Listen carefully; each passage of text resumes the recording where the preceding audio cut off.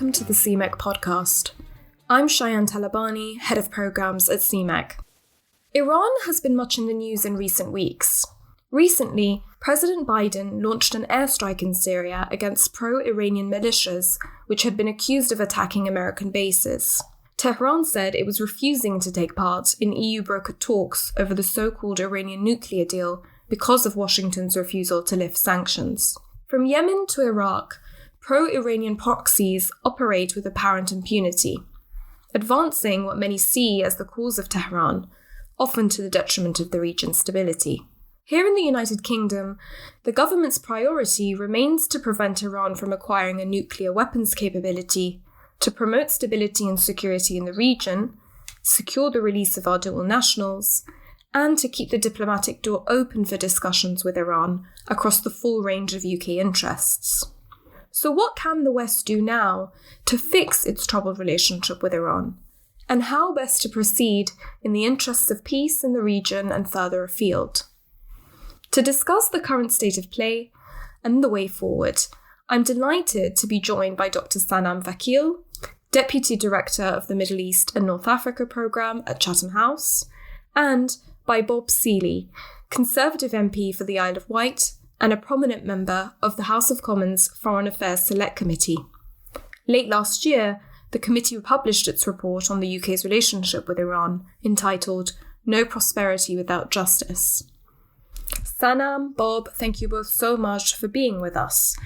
I'd like to start our conversation today by talking about the Joint Comprehensive Plan of Action. The JCPOA was the agreement reached between Iran and the 5 permanent members of the UN Security Council that included the US and, of course, the United Kingdom. That was up until President Trump withdrew the US from the agreement in May 2018. Perhaps we can start with you, Sanam. I wanted to ask, how much do you think our current problems with Iran stem from Donald Trump's decision to withdraw from the 2015 Iranian nuclear deal brokered by President Obama? Well, thank you for having me. It's a pleasure to be here discussing this very timely issue of Iran as the Biden administration is looking to pursue a different path with regards to Iran's nuclear program. I think it's very easy to obviously lay the blame for all of the problems with regards to Iran policy at the door of President Trump. And I have been actually quite staunch critic of President Trump's maximum pressure policy. But obviously for the UK, tensions and difficulties with Iran date back for a number of decades. But the JCPOA, the nuclear agreement that was negotiated between Iran and Germany, France, the United Kingdom, the United States, China, and Russia, was successful multilateral agreement that really did constrain Iran's nuclear program. It was verified by the International Atomic Energy Agency well over 15 times, and Trump's policy of putting more pressure on Iran, withdrawing from the deal, and imposing over 1,500 sanctions on the Iranian economy has definitely taken us back in time to a period of tensions over an issue that many people had thought was resolved. Bob, from a UK perspective, and from a UK parliamentarian's perspective in particular, what was the context of the committee's decision to hold this inquiry looking into the UK's relationship with Iran that led to the publishing of the Foreign Affairs Committee report? I think it was a sense that although the committee hasn't been doing much work on the Middle East, because there's always so much to do, you sort of think, well, how can we actually realistically and usefully contribute? Because of the specific issues that we've had with Iran, we did think it was worthwhile in looking into Iran and trying to understand the relationship better and how that relationship has gone wrong, which sadly it more or less has. There are a number of factors to take into account. Just to be parochial, there's a damaged relationship with the UK that we see in terms of the incredibly unhelpful and incredibly illegal, wretched hostage-taking by Iran. There's an active Cold War between Saudi and Iran in the Middle East, and the Iranians have actually been doing pretty well with their allies Russia. So in Syria and in Lebanon, Iran's power has been shown probably at cost to the region.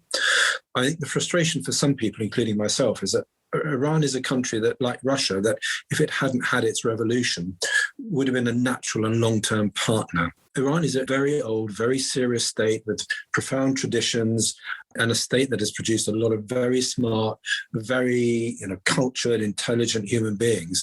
And it's just a huge frustration that you seem to have two Irans. You have a modern Iran, which is partially hidden under the sort of dead weight of the mullahs. And it's just a question of trying to, for us, is working out how you can make useful, beneficial engagement with those bits of Iran that actually want to engage and want to be part of the modern world and are not tied to a sort of needlessly antagonistic revolutionary tradition.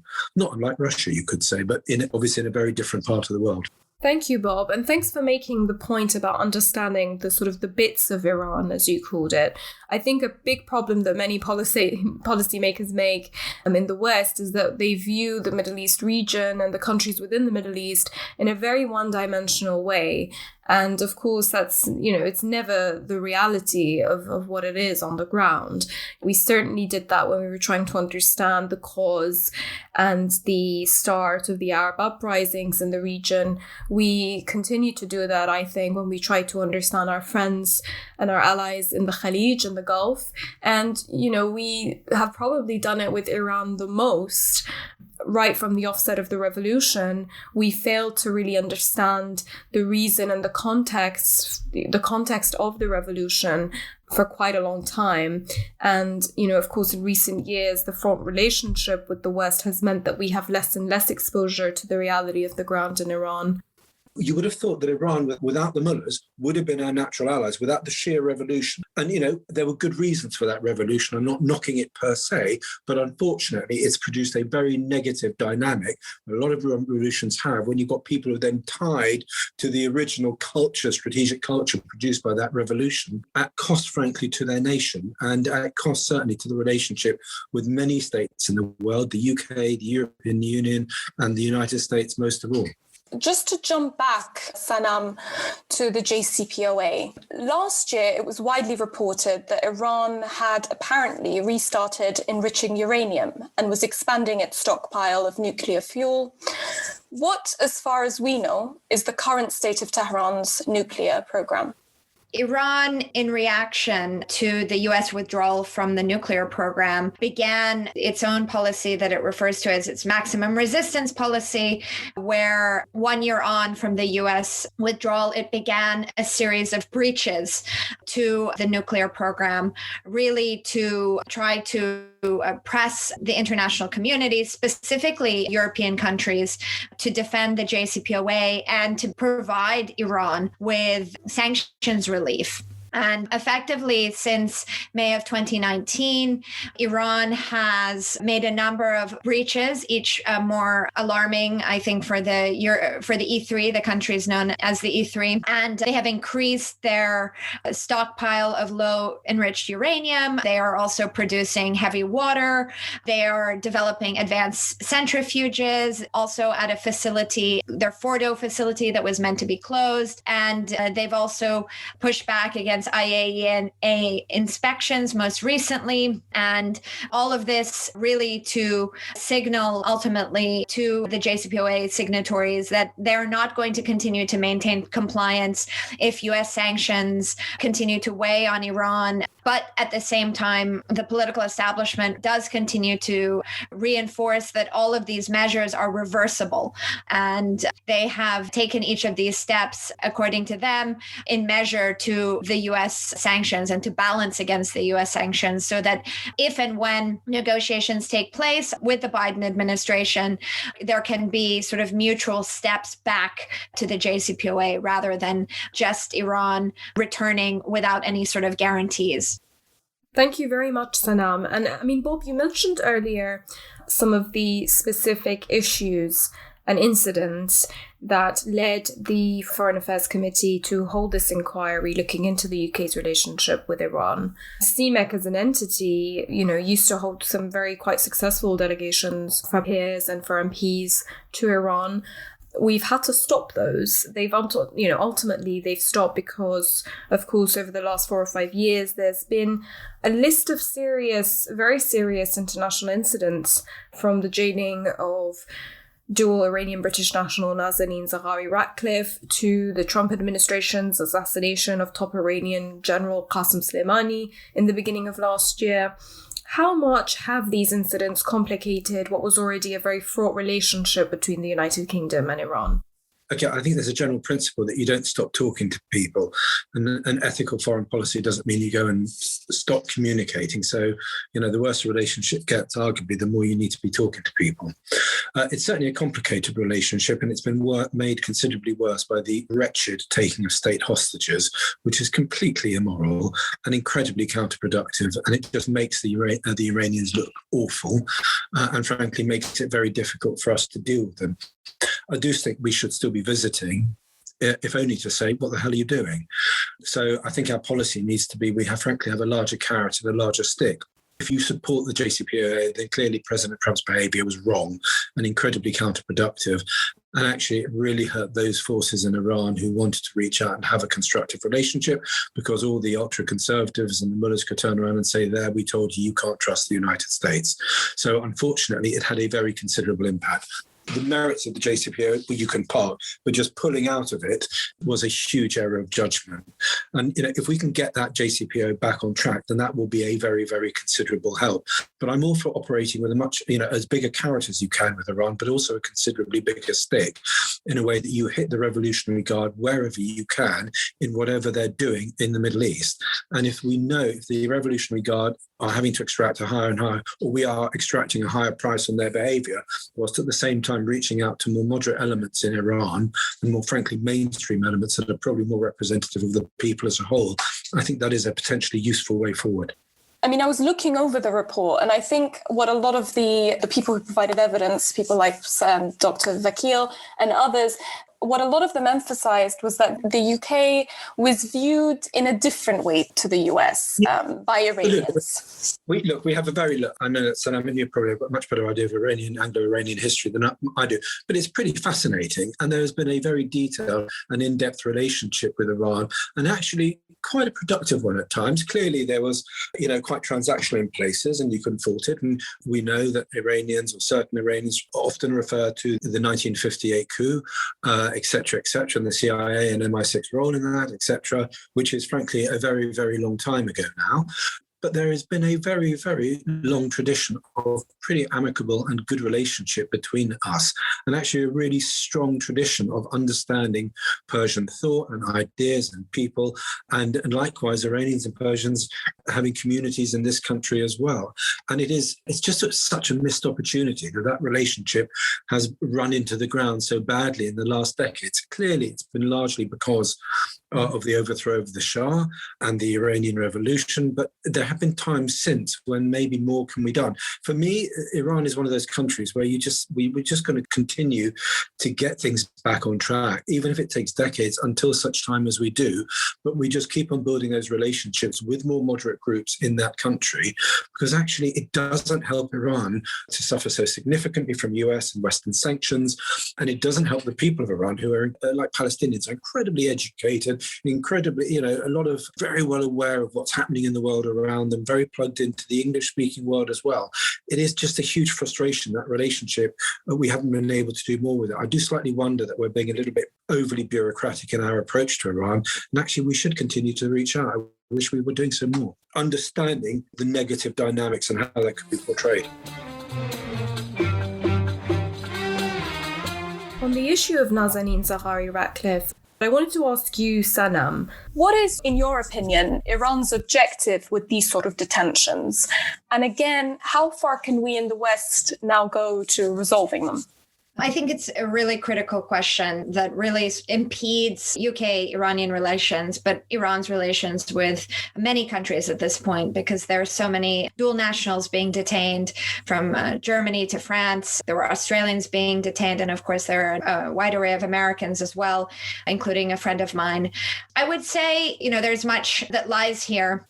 This is a policy that the Islamic Republic has been engaging in since 2006, where, they have been intermittently detaining academics, journalists, researchers who have, according to them, larger objectives of supporting civil society. And I think at the heart here, parts of the Iranian political and security establishment see this hostage-taking practice as beneficial to their leverage building in negotiations with the West to extract concessions. And of course, this is highly damaging, I think, to Iran's international credibility. Also, for a country that was looking to build on the JCPOA and encourage international investment into Iran. Of course, this policy of detaining dual nationals and hostage-taking very much has tainted Iran's reputation. I would just add to something that Bob mentioned. I commend his approach and sort of call for better engagement with Iran. I would recommend that engagement not only be focused on moderates or pragmatists within the Iranian political system. And I think that one of the areas where the international community, and particularly the UK government, could build upon is actually to broaden their level of engagement inside Iran and not have it be limited to the individuals that people are comfortable with, but actually start engaging with people that you're uncomfortable with, because with that dialogue and engagement that some of these historical and contemporary issues of mistrust can be resolved. When I talk about engaging with people, I'm let's talk to the Revolutionary Guard. I mean, it's not unlike Russia in some ways. The people you have to talk to, who are the people very often who set a values agenda as well as a power agenda, are not actually terribly nice, or regardless of whether they're personally pleasant or not, their morality, their value system is incredibly antagonistic.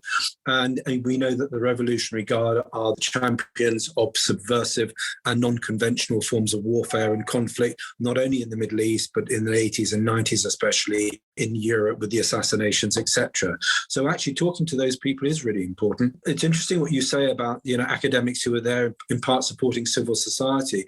And I think this, again, Moscow and Tehran have a similar sort of fear of uprisings that are not controlled, because you've got those sort of revolutionary. Let me put an idea to you, and you can tell me if you think it's sensible.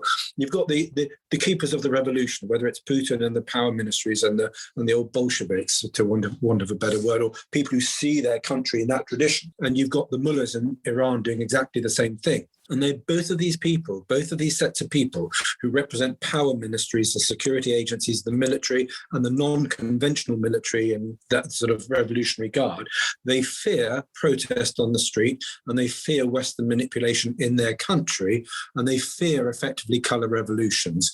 And that's why slapping down on Westerners, by arresting them in Iran's case, or exposing them as spies, quotes, unquotes, in Russia's case, it pretty much has the same effect. That it is a fear of civil society and a war over influence, and who's trying to influence their society. I would agree with the characterization. And I actually think that conservatives and hardliners, and if you subscribe to the idea that there's a deep state in Iran, also believe that the Russia model is one that is somewhat similar towards. I think ultimately people like the Supreme Leader and conservative ideologues close to him very much fear the downfall of the Soviet Union. And so in order to prevent glasnost or civil society unrest, which they have seen at multiple occasions from 1999 to 2009. They are engaging in heavily repressive activities, both formally through arrests and detentions and closing down formal civil society organizations, but also through cyber activities and policing activists and arresting any sort of dissidents that do emerge in Iran. So Bob said something earlier that I wanted to say for our discussion. He said this before we started recording, and I just want to paraphrase him because I think this is now probably the perfect time. Do you actually deal with the Revolutionary Guard or the ultra-conservative revolutionary factions and potentially strengthen them? Or do you relentlessly try to reach out to civil society, in which case the rulers in Iran might take action against you for doing that, and also take action against those people that they sort of allege you're colluding with? Well, I don't think it should be binary. I think that it probably should be a bit of both. But, frankly speaking, I think a lot of the problem for the leadership in Iran is that they see Western hypocrisy in dealings with Iran vis-a-vis other countries in the region, and that they're double standards and contradictions. So why is Iran a special case, particularly after the fact that the Islamic Republic actually has managed to survive and, is still there after so many years? So, these sort of issues are very much exploited and manipulated by political elites and insiders inside Iran. I'm not saying it's right or wrong. I believe that we should support and encourage civil society, but at the same time, support and encourage engagement. But there has to be a sort of balanced approach, and it shouldn't just be about sort of national interests and strategic interests. If we're going to support civil society, we should be supporting society everywhere. But okay, you make a really valuable point. So as a Brit, if you're a Brit foreign minister, would you say actually this is just about us improving our state relationships, and so we're just going to deal with those people in power and we focus on them? You sort of answered this question already, so I'm in danger of slightly probably repeating. Or is this a values exercise? You say a bit of both. So effectively you're reaching out to the leadership, but you're also trying to say we will have conversations to everyone, but that includes you. I mean, I do wonder how they're going to take that, because they might still see that as a threat.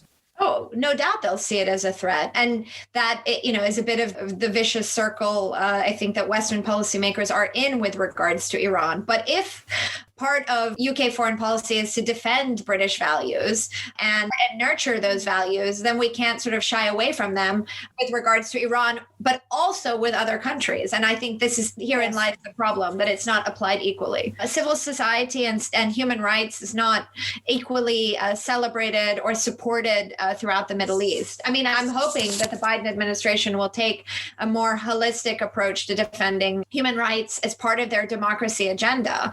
But I think promoting a fair human rights policy would be more effective for activists everywhere.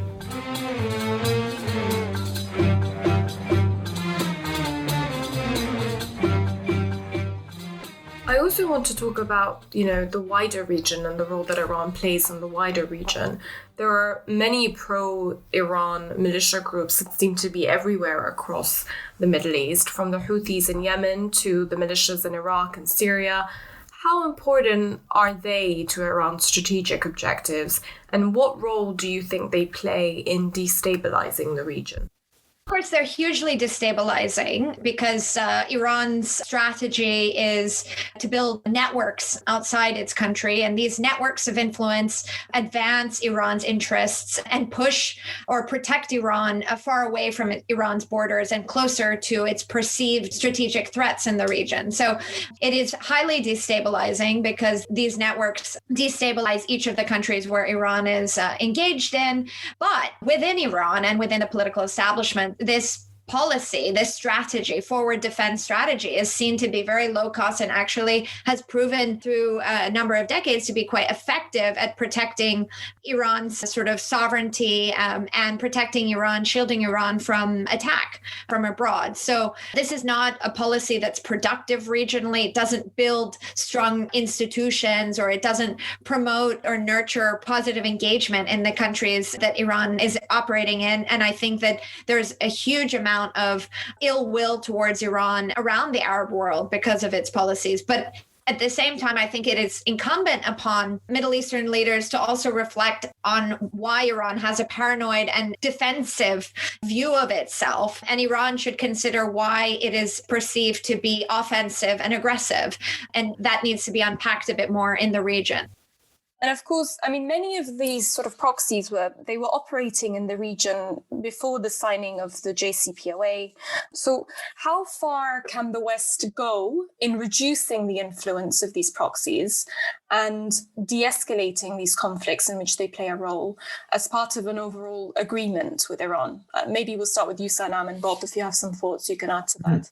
I see this really as a multi-step process. First, I think that the JCPOA must be seen as the first sort of theater of negotiation between Iran and the P5+1. Some level of confidence has to be restored before Iran might begin to discuss the broader issues. So I see the JCPOA as a first step, and then perhaps through multilateral segregated discussions on the myriad of regional conflicts, be it Syria, Yemen, Israel, and Palestine, these conflicts can be broken apart and parts of Iran's regional policy can be addressed, those being missiles and support for proxy groups and proliferation of lethal aid. But the reason why I'm recommending breaking them apart, first of all, this is part of a new body of work that Chatham House is going to be publishing that I've been working on with a colleague of mine, Neil Quilliam, and it's based on interviews and work that we've been doing on this topic of regional security. But second of all, because Iran doesn't see itself as the only negative actor in the region that supports militias, has missiles, and proliferates lethal aid.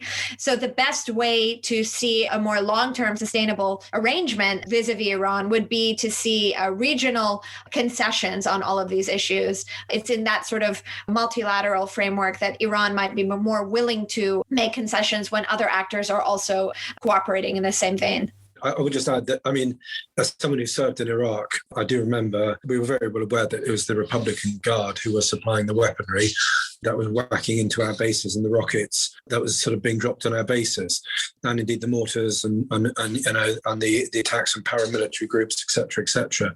So non-conventional warfare is very low cost. And actually it can be done well in an integrated way, quite successful, because it disorientates other people and it subverts other societies and causes significant problems. In fact, one of the things that I know was worrying policymakers, military policymakers, especially during the Iraq War, the ISIS campaign, was that Iran effectively has now a land corridor to the Mediterranean. So via Syria, via Iraq, which is now pretty much under Iranian domination. I mean, talk about strategic errors. The second Iraq war was a phenomenal strategic error if you wanted to weaken Iranian power, because in fact you extended Iranian power and the power of the Republican Guards over large swathes of Iraq. Not so much clearly the Kurdish held areas, but certainly the Shia held areas. So that was a problem. We do tend to see this in terms of the West versus Iran. And actually, as Sanam points out, it's a much more complicated dynamic. And actually, we shouldn't be too hung up on the West versus Iran angle, because a much more significant angle is, Iran's dynamic with Israel and Iran's dynamic with the Arab world. And you need a more generalized understanding where we can hopefully play a supportive role, but primarily to regional actors coming to a new understanding or a new acceptance. So you tone down the rhetoric on both sides, and actually you tone down the subversive activity, because the Saudis feel they've got to engage with the Iranians. Frankly, they have not done so as well as the Iranians. And you had this all sorts of moral quandaries where the Saudis were backing, potentially the US, were backing some fairly unsavory Sunni customers or Sunni actors in Syria, which I think caused all sorts of moral hazard problems. And so you're drawing the Saudis into a battle.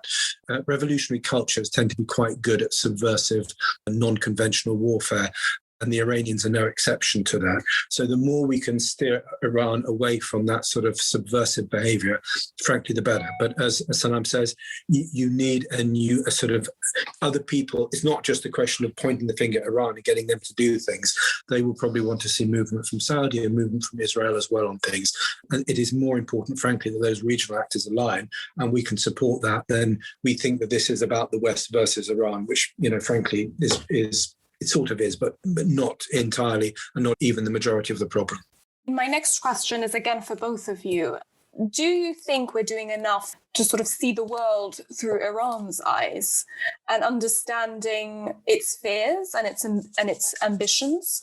Or is playing sort of hardball the only language that Tehran understands?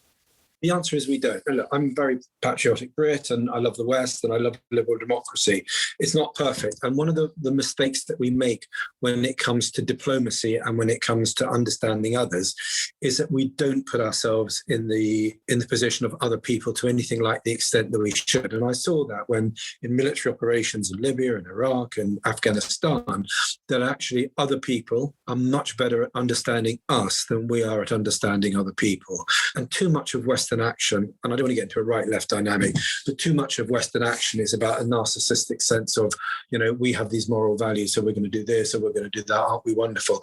Actually, morality is about arriving at a positive end state, not just about expressing yourself through action. So if we wanted to be very intelligent about what we're doing, we would understand other people much more generally than we do.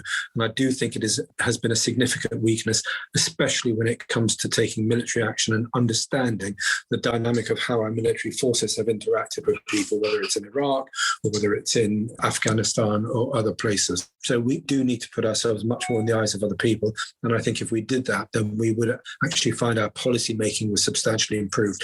That does not mean that you go easy on people. I'm all for taking a very hard line on the Republican Guard, and whenever the Americans frankly bomb them, well, they're probably asking for trouble. So that is a carrot and stick approach. And if there's a big stick but a bigger carrot, then that is a good way forward.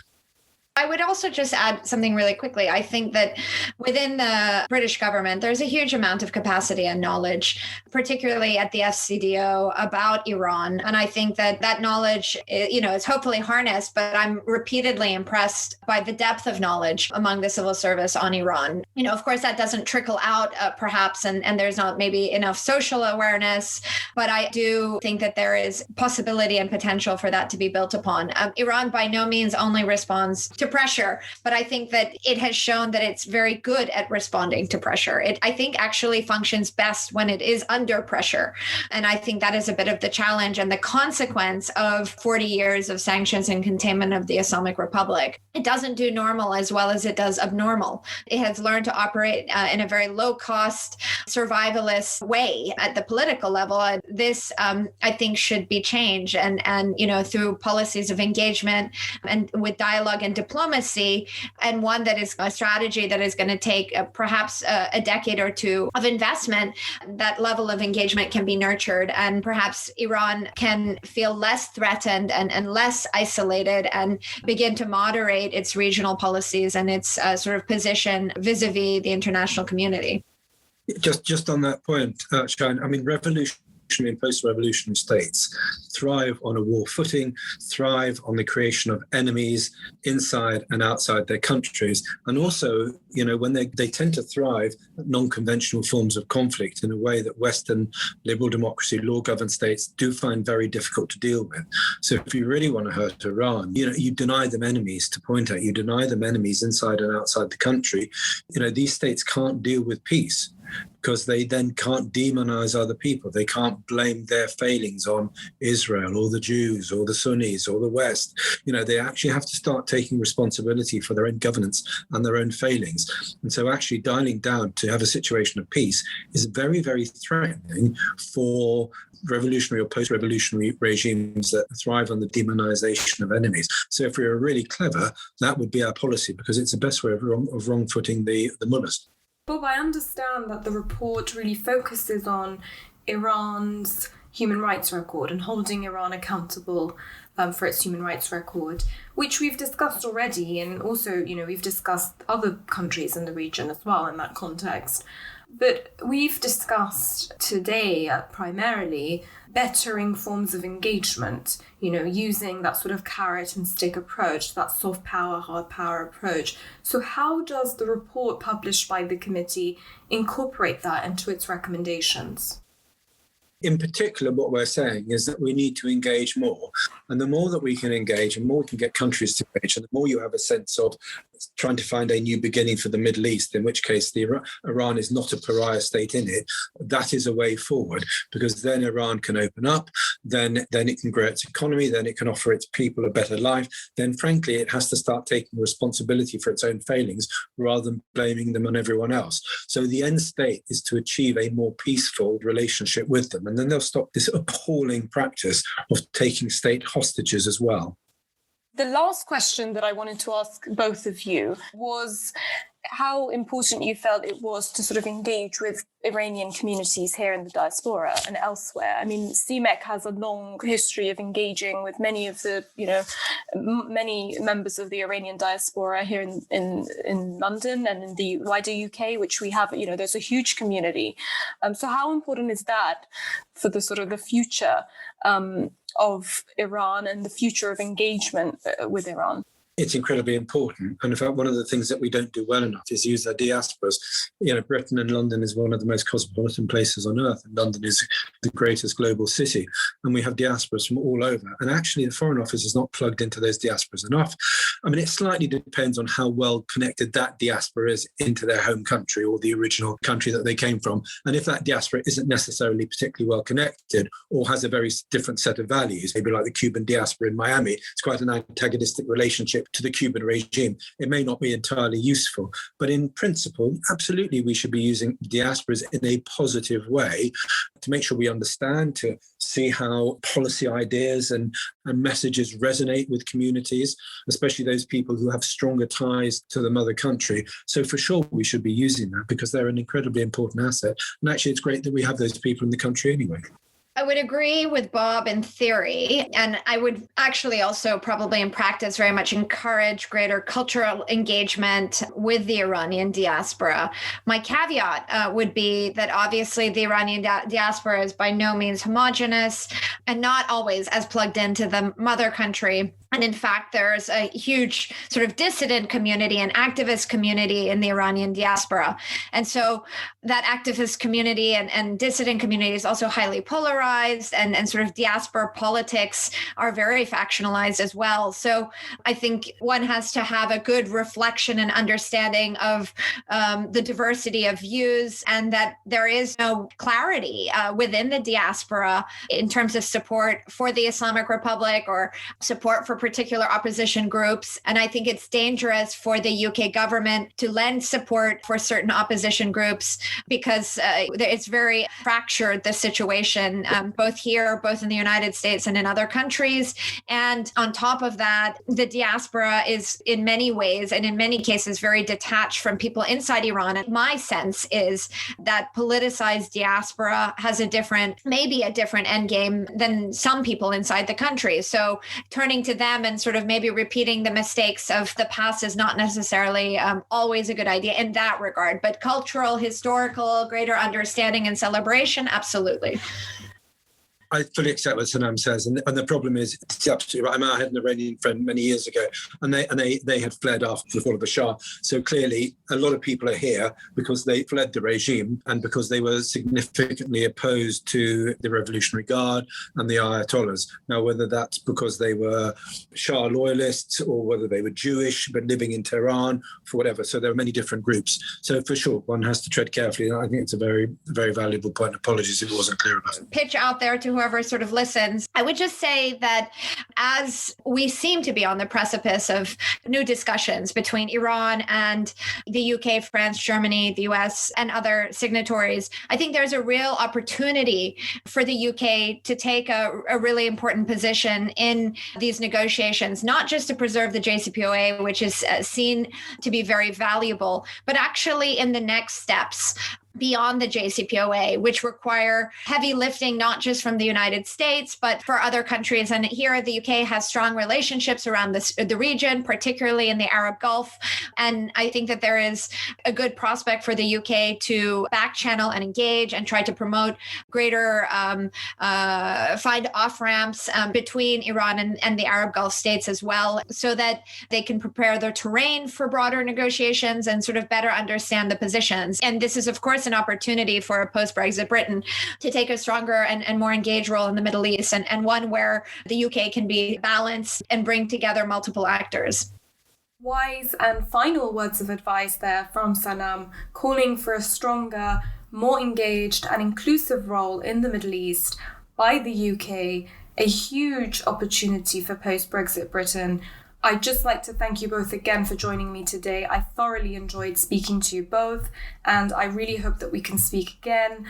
The brilliant Dr Sanam Vakil, Deputy Director of the Middle East and North Africa Programme at Chatham House and the Real Iran Expert Voice, and the always fantastic to speak to Bob Seeley, Conservative MP for the Isle of Wight and a prominent member of the Foreign Affairs Committee. Thank you both so much. And it was very fascinating listening to Sanam, and I felt I learned lots as ever.